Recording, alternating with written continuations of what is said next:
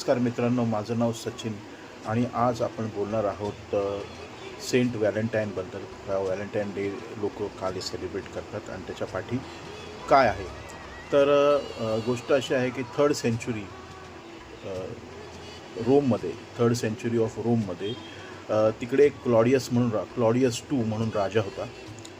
फार कठोर राजा होता. तर त्यांनी त्या काळात मॅरेज बॅन केलं होतं. मॅरेज म्हणजे लग्न करायचं नाही, कारण त्या काळात भरपूर युद्ध चालली होते. लोक मरायचे युद्धामध्ये, तर त्यांना जवान लागायचे, फौज लागायची जवानांची, जी त्याच्यासाठी लढेल. तर त्यांनी असं केलं होतं की लोकांना मॅरेज बॅन केलं. मुलींनी लग्न करायचं नाही, मुलांनी खास करून लग्न करायचं नाही, कारण त्याच्या मताने सिंगल मुलं हे पॉवरफुल असतात, त्यांचं फॅमिलीशी अटॅचमेंट नसतं आणि ते युद्ध कौशलमध्ये फार चांगले असतात. त्याच्यासाठी त्यांनी मॅरेज बॅन केलं. पण लोक गपचूप मॅरेज करायचे, त्याला सिक्रेट मॅरेजेस म्हणतात. तर हे सिक्रेट मॅरेज संत व्हॅलेंटाईन करून द्यायचे. तर बरेच वर्ष हे चाललं. त्याच्यानंतर क्लॉडियस टूच्या लक्षात आलं की हा एक माणूस आहे जो हे सगळं माझ्या विरोधात चालला आहे आणि हे लोकांचे सिक्रेट मॅरेजेस करून हा देतो आहे.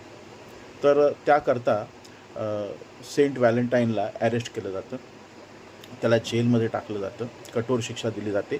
आणि जेलमध्ये असताना तो जेलरच्या मुलगी असते, त्या आंधळी मुलगी असते, त्या आंधळी मुलीशी त्याचं प्रेम होतं.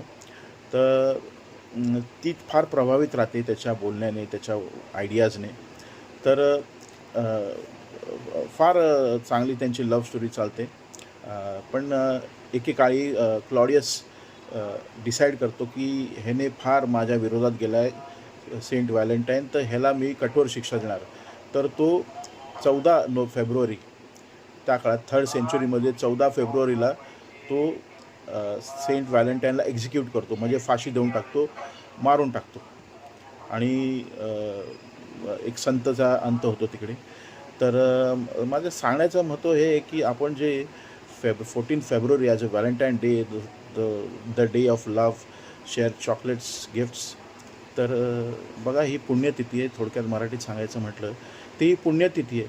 तर बघा, आता पुण्यतिथीला आपण चॉकलेट द्यावे का काय करावं, म्हणजे पुण्यतिथीला आपण काय करतो, माझ्या मते ते केलं पाहिजे. तर just to remember love, but not to celebrate with the chocolates.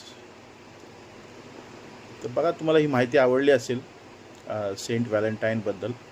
तर do and share and comment please. Thank you.